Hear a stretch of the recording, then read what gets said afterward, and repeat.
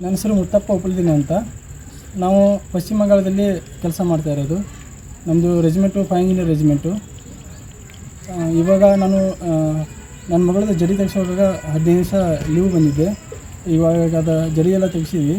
ಆಮೇಲೆ ಈ ಆಪ್ರೇಷನ್ ಸಲುವಾಗಿ ನಮ್ಮ ಮೇಲಧಿಕಾರಿಗಳು ತಕ್ಷಣ ನೀವು ಡ್ಯೂಟಿಗೆ ಹಾಜರಾಗಬೇಕಂತ ನಮಗೆ ಮೆಸೇಜ್ ಮಾಡಿದರು.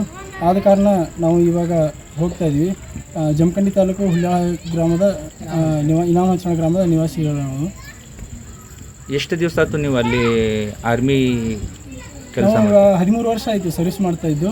ಇವಾಗ ಅಲ್ಲಿ ವೆಸ್ಟ್ ಬೆಂಗಾಲಲ್ಲಿ 1 ವರ್ಷದಿಂದ ಸರ್ವಿಸ್ ಮಾಡ್ತಾಯಿದ್ದೀವಿ.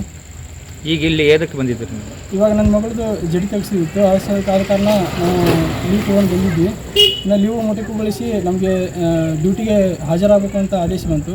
ಇವಾಗ ಹೋಗ್ತಾಯಿದ್ದೀವಿ. ಈಗ ನೀವು ದೇಶ ಸಲುವಾಗಿ ಏನು ನಿಮ್ಮ ಏನು ಗುರಿ ಏನು? ಯಾವುದೇ ಕಾರಣಕ್ಕೂ ಭಾರತ ಯಾರ ಎದುರಿಗೂ ತಲೆ ತಗ್ಗಿಸಬಾರದು ಅನ್ನೋದೇ ನಮ್ಮ ಧ್ಯೇಯ ವಾಕ್ಯ. ದೇಶಕ್ಕಾಗಿ ನಾವು ಪ್ರಾಣ ಕೂಡ ಕೊಡೋದಕ್ಕೆ ಸಿದ್ಧವಾಗಿದ್ದೀವಿ.